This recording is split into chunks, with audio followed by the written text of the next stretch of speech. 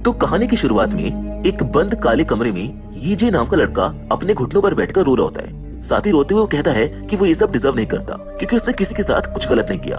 तभी एक mysterious lady आकर उसे सर पर शूट करके प्लेन से नीचे फेंक देती है। अपने सर में गोली के घाव के बावजूद भी यीजे अपनी आंखें खोल लेता है और अब कहानी फ्लैशबैक में जाती है, जहाँ ये सब आज से 7 साल पहले शुरू हुआ था, जब यीजे एक रेपुटेटेड कंपनी में अपना इंटरव्यू देने के लिए जा रहा था। वो देखता है कि रोड क्रॉस करते हुए एक कार ने किसी व्यक्ति को टक्कर मार दी है। घबराया हुआ यीजे भागकर उस व्यक्ति को चेक करता है, मगर यीजे का हाथ पकड़ते ही उस व्यक्ति की डेथ हो जाती है। इससे यीजे एकदम सदमे में आ जाता है कि ये अभी क्या हुआ। अभी अभी उसके साथ हुए ट्रॉमा की वजह से यीजे अपने इंटरव्यू में किसी भी सवाल का अच्छे से जवाब नहीं दे पाता है, जिसकी वजह से उसको ये जॉब नहीं मिलती। यीजे की परेशानियां यहाँ पर खत्म नहीं होने वाली थी, क्योंकि कोई भी जॉब ना होने की वजह से अब उसको अपना स्टूडेंट डेट चुकाने के लिए कोई ना कोई छोटी मोटी जॉब करनी ही पड़ेगी। इसलिए अपना डेट चुकाने के लिए यीजे कभी वेटर तो कभी डिलीवरी बॉय की जॉब करने लगता है। यीजे की परेशानियों में उसकी फैमिली कोई भी मदद नहीं कर पा रही थी, क्योंकि छोटी उम्र में ही उसके डैड गुजर गए थे। उसकी माँ एक जैनिटर होने के बाद भी उसे एक अच्छे स्कूल में पढ़ाने के लिए काफी मेहनत किया करती थी, इसलिए यीजे उन पर और बोझ नहीं बना चाहता था। मीनवाइल यीजे लगातार अच्छी कंपनियों में अपना रिज्यूम भेजता रहता है, ताकि कोई ना कोई तो उसको फुल टाइम जॉब पर लगा ही लेगा। मगर यहाँ भी उसके हाथों में नाकामयाबी ही लगती है। 7 साल तक लगातार ऐसे ही पार्ट टाइम जॉब करने के बाद फाइनली उसको एक बड़ी कंपनी में इंटरव्यू के लिए बुलाया जाता है। यीजे का इंटरव्यू लेने वाला टाइवो उसके रिज्यूम से काफी इम्प्रेस होता है।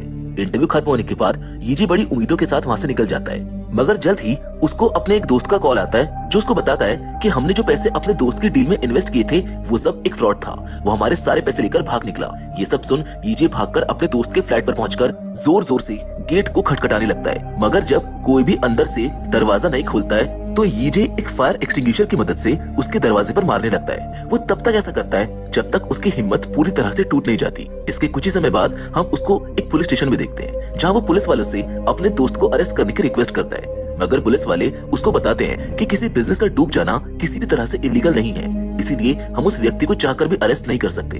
अपनी परेशानियों से थक हार कर यीजे शाम को अपनी गर्लफ्रेंड से मिलने जाता है, पर यहाँ भी सरप्राइजिंगली वो अपनी गर्लफ्रेंड को किसी दूसरे व्यक्ति के साथ कार से उतरते हुए देखता है। साथ ही वो देखता है कि वो दूसरा व्यक्ति उसके लिए फ्लावर्स भी लेकर आया है, जिससे जीसू एक्सेप्ट कर लेती है। उस व्यक्ति के जाते ही यीजे अपनी गर्लफ्रेंड जीसू से मिलने चला जाता है, जहाँ उसको आ रही महक से जीसू को पता चल जाता है कि यीजे आज पी कर आया है। उसको इग्नोर करते हुए जीसू उसको ये कहते हुए एक एनवेलप देती है। वो बताती है कि इस महीने तुम्हारी कोई खास कमाई नहीं हुई है, मगर यीजे को लगता है कि जीसू कहीं ना कहीं उसका मजाक बनाने की कोशिश कर रही है। वो खुद को जीसू के ऊपर एक बोझ समझने लगा था। जल्दी यीजे समझ जाता है कि इस रिश्ते का कोई भविष्य नहीं है, इसीलिए वो जीसू से ब्रेकअप करके अपने अपार्टमेंट चला जाता है। अपार्टमेंट पहुंचते ही उसको पता चलता है कि काफी समय से किराया ना देने की वजह से उसके लैंडलॉर्ड ने उसको घर से निकाल दिया है। यीजे की सभी चीजें बाहर बारिश में भीग रही होती हैं, इसलिए जितना हो सकता था यीजे उतनी चीजें बचाने की कोशिश करता है, मगर तेज बारिश होने की वजह से वो अपनी ज्यादा चीजों को नहीं बचा पाता। पूरी रात जमीन पर बिताने के बाद यीजे को कंपनी से मैसेज आता है कि वो इंटरव्यू में फेल हो गया है। एक के बाद एक मिल रही नाकामयाबियों से यीजे परेशान हो चुका था। उसको अपने जीवन में उम्मीद की कोई किरण दिखाई नहीं दे रही थी, इसलिए अपनी माँ का कॉल इग्नोर करते हुए यीजे शहर के बीचों बीच एक ब्रिज से कूदकर अपनी जान दे देता है। कुछ समय बाद यीजे की आंखें एक प्राइवेट जेट में दोबारा खुलती है, जहाँ वो अपने रिफ्लेक्शन को देखकर परेशान उठता है, क्योंकि उसका चेहरा बदल चुका था। तभी वो अपने बगल में एक मिस्टीरियस लेडी को बैठा हुआ पाता है। उस लेडी के हाथ में उसके द्वारा आखिरी समय में लिखा हुआ गुड बाय लेटर होता है, जिसे वो पलक झपकाते ही अपने मैजिक से जलते हुए अपने चश्मे को उतारती है और यीजे को अपनी रेड आइज दिखाकर एक डरावने से रूम में ट्रांसपोर्ट कर देती है। इस रूम में लाल सागर के बीचों बीच एक बड़ा सा टावर बना हुआ था, जिस पर कई सारे डीमंस लगातार ऊपर चढ़ने की कोशिश कर रहे होते हैं। उस मिस्टीरियस लेडी ने उसके सामने खुलासा किया कि वो डेथ है और वो उसको सजा देने के लिए यहाँ पर आई है, क्योंकि यीजे ने सुसाइड करके डेथ को समय से पहले खोजकर उसका मजाक बना दिया था। वो लेडी उसकी गर्दन पकड़कर उसको एक पहाड़ के किनारे से नीचे फेंक देती है। उसके नीचे गिरते जो राक्षस अब तक टावर पर चढ़ने की कोशिश कर रहे थे वो उसको पकड़ने के लिए कूद जाते हैं, लेकिन जैसे यीजे नीचे जमीन से टकराता है एक बार फिर उसकी आंखें दूसरे चेहरे के साथ उसी प्लेन में खुल जाती हैं। डेथ भी वहीं उसी प्लेन पर मौजूद होती है और उसको बताती है कि वो सजा के तौर पर यीजे को 12 लाइफ और देगी। कहानी को आसान रखने के लिए हम यीजे की हर लाइफ में उसका नाम यीजे ही लेंगे। उसकी आत्मा हर बार उन 12 लोगों के शरीर में एंटर करेगी जो अभी आने वाले नियर फ्यूचर में मरने वाले हैं, और अगर वो किसी भी कारण से उस लाइफ में मारा गया तो डेथ यानी मेरे द्वारा दी गई 12 जिंदगियों में से घटती चली जाएगी। लेकिन अगर वो किसी भी तरह से किसी एक लाइफ को सरवाइव कर गया तो रिवॉर्ड के रूप में उसको वो लाइफ कंटिन्यू करने की परमिशन मिल जाएगी। यीजे को उस लेडी की किसी भी बात से कोई फर्क नहीं पड़ता, क्योंकि वो तो ये सब पूरे तरह से खत्म करना चाहता था। लेकिन इतना कहते ही वो लेडी वहाँ से गायब हो जाती है। तभी अचानक प्लेन एक तूफान में फंस जाता है। अचानक आए तूफान की वजह से यीजे घबराते हुए लाइफ जैकेट को पहनकर अपनी सीट बेल्ट लगा लेता है, लेकिन तभी फ्लाइट अटेंडेंट आकर उसको समझाते हुए बताती है कि सर ये बस एक टर्बुलेंस है। थोड़ी देर बाद टर्बुलेंस शांत होने की वजह से प्लेन हवा में फिर से स्टेबल हो जाता है। फ्लाइट के स्टेबल होती अटेंडेंट वहाँ से चली जाती है, जिससे एक बार फिर यीजे अकेला हो जाता है। इतना सब होने की वजह से यीजे को अभी तक कुछ समझ नहीं आया था, इसीलिए यीजे अपने चारों तरफ देखना शुरू कर देता है। कुछ ही समय में उसको महसूस होता है कि वो जिसके शरीर में है वो एक बहुत ही अमीर व्यक्ति है। सडनली एक चमकता हुआ पत्थर यानी कि मेमोरी ऑर्ब उसके दिमाग में एंटर कर जाता है, जो उसको फ्लैशबैक दिखाकर उस व्यक्ति की पुरानी यादों के बारे में बताता है। दरअसल यीजे अभी जिसके शरीर में है ये व्यक्ति उसी कंपनी का सीईओ है जिसमें यीजे ने अप्लाई किया था। अब वो पूरी तरह से अमीर बन चुका था, यानी एक ऐसी लाइफस्टाइल जिसकी चाह यीजे हमेशा से किया करता था। आगे हमें टाइवो के बारे में पता चलता है, जो कंपनी के सीईओ का बड़ा भाई है और बचपन से ही हर छोटी से छोटी चीज के लिए इन दोनों भाइयों के बीच काफी कंपटीशन रहता था, इंक्लूडिंग कंपनी का नया सीईओ कौन बनेगा। टाइवो के काफी कोशिशों के बाद भी उसका छोटा भाई अपने पिता के भरोसे को जीतने में सफल रहता है, जिस वजह से टाइवो के छोटे भाई को कंपनी का नया सीईओ चुन लिया जाता है। यीजे को ये लाइफस्टाइल काफी पसंद आती है, इसलिए वो डिसाइड करता है कि वो इस लाइफ को कंटिन्यू रखेगा। लेकिन उसके इतना सोचते ही प्लेन का एक इंजन फट जाता है। प्लेन एकदम तेज स्पीड के साथ नीचे की तरफ गिरने लगता है। जैसे तैसे यीजे अपनी तरफ आ रहे फर्नीचर से बचता हुआ अपनी सीट पर वापस पहुंच जाता है। पायलट प्लेन को कंट्रोल करने में अपनी पूरी जान लगा देता है, लेकिन कोई फायदा नहीं होता और कुछ समय बाद आग पूरे प्लेन में फैलने लगती है, जिससे प्लेन में एक बड़ा सा छेद बन जाता है। प्लेन में होल के बनने की वजह से पायलट और फ्लाइट अटेंडेंट दोनों उसके अंदर खींचे चले जाते हैं। यीजे अब केवल बैठकर देख सकता था कि तभी वहाँ पर एक जोरदार विस्फोट होता है, जिससे पूरे प्लेन में आग लग जाती है और यीजे वहीं जलकर मारा जाता है। जिसके बाद एक बार फिर से यीजे अंधेरे कमरे में जागता है, जहाँ इस बार कमरे में एक डरावना सा दरवाजा और डेथ के लिए एक डेस्क होती है। इस डेस्क पर एक घड़ी होती है जिसमें यीजे के द्वारा यूज की गई लाइफ का काउंटडाउन चल रहा होता है। अपनी बंदूक में गोलियां भरते हुए डेथ उसको समझाती है कि जिन लोगों की बॉडीज में उसको ट्रांसपोर्ट किया जा रहा है वो लोग तो पहले ही मर चुके हैं। मैं तो उनको बस तुम्हारे जरिए दूसरा चांस दे रही हूँ, इसलिए तुम किसी दूसरे व्यक्ति का जीवन नहीं चुरा रहे हो। और अब अगर तुम इनमें से किसी भी लाइफ को सरवाइव नहीं कर पाए तो तुम सीधे हेल जाओगे, जहाँ डेथ यानी मैं दूसरे कर्मों के अनुसार तुम पर मुकदमा चलाऊंगी। डेथ यीजे का हाथ पकड़कर दरवाजे के पीछे ले जाती है। हाँ, वो कुछ ऐसे दृश्य देखता है जिससे वो काफी बुरी तरह डरते हुए डेथ के सामने रोते हुए पूछता है कि मैंने ऐसी क्या गलती की है जो मुझको हेल में भेजा जा रहा है। तब वो मिस्टीरियस लेडी यीजे को समझाती है कि तुमने समय से पहले ही मुझे यानी डेथ को ढूंढ लिया है, इसलिए तुमको ये सजा दी जा रही है।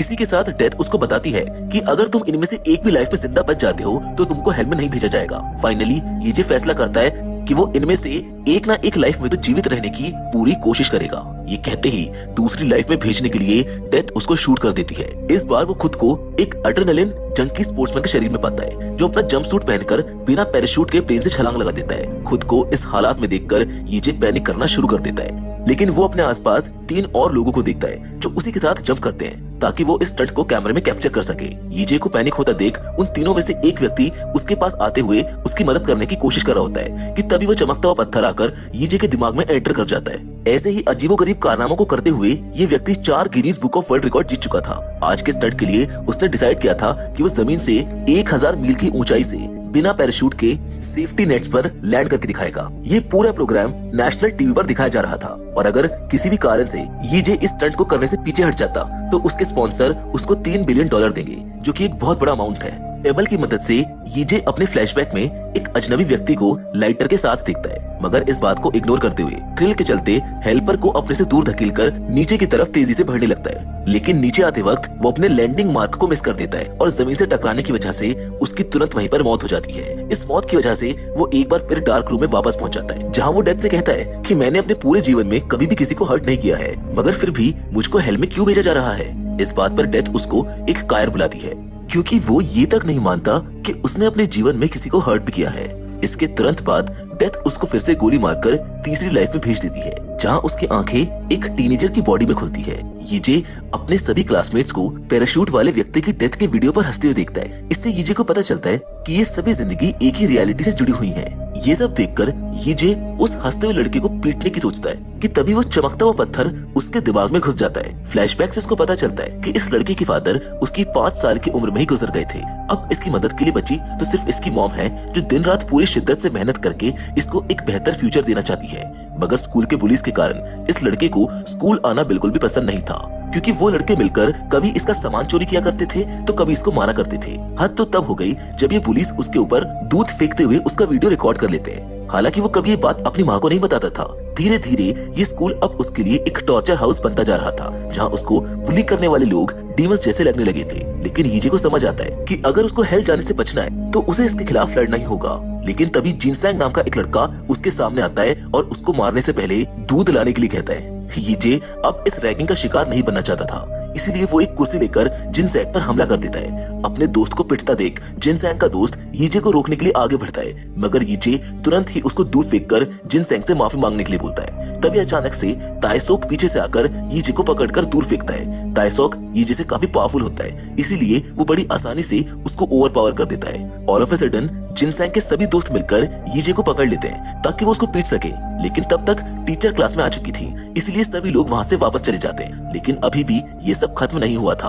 अपना बदला लेने के लिए क्लास खत्म होते ही जिनसैंग और उसके साथी आकर एक बार फिर से यीजे को मारना शुरू कर देते हैं। इवेंचुअली ताएसोक को ये सब पसंद नहीं आता, इसीलिए वो जिनसैंग को रोकने के लिए बोलता है, मगर वो उसकी एक नहीं सुनता और यीजे को पीटना जारी रखता है। सडनली जिस लड़की को जिनसैंग पसंद करता था उसके आते ही जिनसैंग रुक जाता है। स्कूल के बाद यीजे उस लड़की के घर जाकर उसकी मॉम के द्वारा लिखे हुए नोट्स को देखता है। ये नोट्स देखते हुए उसको अपनी मॉम की याद आ जाती है, क्योंकि वो भी उसके लिए बहुत मेहनत किया करती थी। इस लड़के की मॉम अपनी थकान के बावजूद उसके लिए डिनर बना के अपने काम पर जाया करती थी, इसलिए यीजे फैसला करता है कि अब से वो भी उनकी मदद किया करेगा। घर वापस आने पर अपने बेटे के बदलते व्यवहार को देखकर उसकी मॉम काफी खुश होती है और ये देख यीजे को अपनी मॉम की याद आ जाती है। अगली सुबह यीजे बाथरूम में ताएसोक से पूछता है कि तुम जिनसैंग की बात क्यों मानते हो, जबकि तुम तो उससे कहीं ज्यादा स्ट्रॉन्ग हो। तब जाकर ताएसोक उसको बताता है कि स्कूल का असली बॉस एक सीनियर है और जिनसैंग उसी की गैंग का एक बंदा है। अगर मैं किसी भी तरह से जिनसैंग को मारता हूँ तो सारे सीनियर्स मेरे खिलाफ हो जाएंगे। दोपहर में खाना खाते वक्त जिनसैंग यीजे को मारते हुए निकलता है, लेकिन इस बात का बदला लेने के लिए यीजे अपने खाने से भरी बोल को जिनसैंग के सर पर पटकते हुए वहाँ से चला जाता है। जिनसैंग ताएसोक को उसको पकड़ने का ऑर्डर देने लगता है, मगर ताएसोक ऐसा करने से इनकार कर देता है क्योंकि अभी उसको लंच करना था। फ्लैशबैक में हम देखते हैं कि यीजे ने ताएसोक को एक प्लेन के बारे में बताते हुए बीच में आने से मना कर दिया था। अपनी ह्यूमिलिएशन के चलते जिनसैंग अपने सीनियर से मदद मांगता है। सभी सीनियर्स उसकी क्लास में यीजे को मारने के लिए आते हैं, मगर उसको देखकर गैंग लीडर जिनसैंग को कायर कहने लगते हैं, क्योंकि वो एक छोटे से बच्चे को भी खुद से हैंडल नहीं कर पाया। गैंग लीडर जिनसैंग से कहता है कि कायरो की मेरी गैंग में कोई जगह नहीं है, इसलिए आगे से कभी भी मेरे पास मत आना। यीजे उसकी हार के लिए उसके मजे ले ही रहा होता है कि तभी गुस्साया जिनसैंग उस पर हमला करने की कोशिश करता है, लेकिन जब तक वो ऐसा कर पाता उसको पहले ही ताएसोक रोककर दूर फेंक देता है। सबके सामने अपना मजाक बनता देख जिनसैंग क्लास से भागने लगता है। भागते हुए वो देखता है कि जिस लड़की को वो पसंद करता है वो अब उसके सीनियर के साथ है। शाम को यीजे घूमने के लिए घर से बाहर निकलता है। रास्ते में उसकी टक्कर एक ट्रक से होने वाली होती है, लेकिन फॉर्चुनेटली ड्राइवर जैसे तैसे ट्रक को टकराने से रोक लेता है। घबराया हुआ यीजे अपने पीछे से उसको मारने आ रहे जिनसैंग को नोटिस नहीं कर पाता, जो उसको एक ब्रिक की मदद से मार मार कर मौत के घाट उतार देता है। यीजे वापस उसी डार्क रूम में लौटकर डेथ पर चिल्लाने लगता है, जिससे गुस्सा होकर डेथ उसको एक दीवार में दी मारती है, जिसके बाद आगे बढ़ते हुए डेथ उसको एक बार फिर से गोली मार देती है, जिससे यीजे अपनी चौथी लाइफ में पहुंच जाता है, जहां कुछ लोग उसको हॉस्टेज बनाकर किसी लड़की और पैसे के बारे में सवाल जवाब कर रहे थे। लेकिन अभी तक वो चमकता हुआ पत्थर नहीं आया था, जिस वजह से उसको कुछ भी याद नहीं होता कि ये किस चीज के बारे में पूछ रहे हैं। लेकिन यीजे के जवाब ना देने पर वो लोग उसकी आंख फोड़ने की धमकी देने लगते हैं, जिससे डरकर यीजे बात करने को मान जाता है। लकीली चमकता हुआ पत्थर आकर यीजे को हिट करके फ्लैशबैक में उसको स्टोरी समझा देता है, जिसके अनुसार ये बॉडी क्रिमिनल ऑर्गेनाइजेशन के एक मेंबर की है, जिसको अपने बॉस की गर्लफ्रेंड से प्यार हो गया था। एक दिन बॉस की गर्लफ्रेंड उसे इस क्राइम की दुनिया को छोड़ने की बात करती है, जिस पर ये व्यक्ति उसके साथ भागने के लिए रेडी हो जाता है। बॉस की गर्लफ्रेंड के साथ भागते वक्त ये व्यक्ति बॉस के $10 बिलियन चुराकर एक सुरक्षित जगह पर छुपा देता है। भागते वक्त रास्ते में बॉस के लोगों ने उसको पकड़ लिया था, लेकिन जब यीजे को इस व्यक्ति की एबिलिटीज के बारे में पता चलता है तो अपनी चेयर की मदद से उनसे लड़ना शुरू कर देता है। यीजे पास की दीवार पर लटकते हुए हथियारों को देखकर मेन स्विच को ऑफ कर देता है और वहाँ से एक टॉर्च लाइट को उठाकर अंधेरे में सभी को मार डालता है।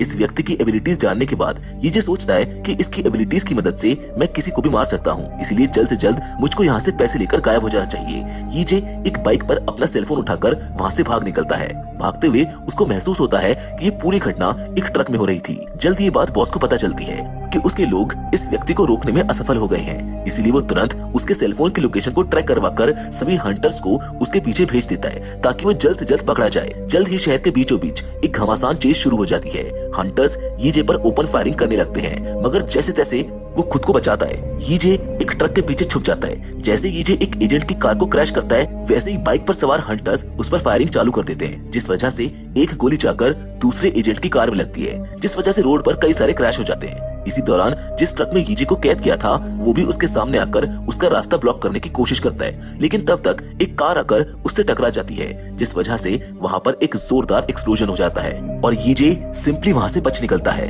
लेकिन ये चीज अभी खत्म नहीं हुई थी, क्योंकि कुछ बाइक सवार हंटर्स और एक पुलिस कार दोबारा उसका पीछा करना स्टार्ट कर देती है। यहाँ से भागते वक्त यीजे कई सारी कार्स को क्रैश करते हुए हंटर्स और पुलिस वालों के लिए रास्ता ब्लॉक कर देता है। खुद को बचाने के लिए यीजे एक मॉल में घुस जाता है, लेकिन अभी भी कुछ दुश्मन उसका पीछा कर रहे थे और अंत में वो एक मॉल में जाकर बीचों बीच सभी दुश्मनों के द्वारा घेर लिया जाता है। चारों तरफ से घिरे होने के बावजूद भी वो एक एलिवेटर को नोटिस करके उसमें चला जाता है। जब तक कोई दूसरा उसमें आता, यीजे तुरंत उस एलिवेटर का दरवाजा बंद कर लेता है। जल्द ही यीजे छत पर जा पहुंचता है, लेकिन अब वो वापस नीचे नहीं जा सकता था, इसीलिए वो छत से नीचे कूदने का फैसला करता है और ऐसा करते ही वो एक पार्टी पूल में जा कूदता है, जहाँ उसका फोन स्विच ऑफ होते ही उसके दुश्मन उसको अब और ट्रैक नहीं कर सकते थे। यीजे जल्द ही उस लड़की के पास पहुंचता है जिससे वो प्यार करता था। लड़की भागकर आके उससे गले लग जाती है, जहाँ उसको महसूस होता है कि ये दोनों एक दूसरे से कितना प्यार करते हैं। यीजे उसे पैसों के बारे में बताते हुए उसके साथ चलने लगता है, मगर तभी वो लड़की अपनी गन निकालकर उसको शूट कर देती है, जिससे हम समझ पाते हैं कि ये सब उस लड़की का ही प्लान था, जिसके प्यार में पड़कर यीजे उसके प्लान में फंस चुका था। यीजे अपनी 4 जिंदगियों को गवा चुका है, लेकिन अभी तक उसको इनसे बचने का कोई भी रास्ता नहीं मिला है। क्या यीजे आगे भी अपनी जिंदगियों को ऐसे ही गवाता रहेगा, या फिर वो इनसे बचने का कोई ना कोई रास्ता ढूंढ लेगा? जानेंगे हम इस वीडियो के नेक्स्ट पार्ट में, क्योंकि फिलहाल तो आज के वीडियो में बस इतना ही। मैं उम्मीद करता हूँ कि यीजे की कहानी आपको इंटरेस्टिंग लग रही होगी। आप हमें कमेंट करके भी बता सकते हैं, हमें आपके सजेशंस का इंतजार रहेगा।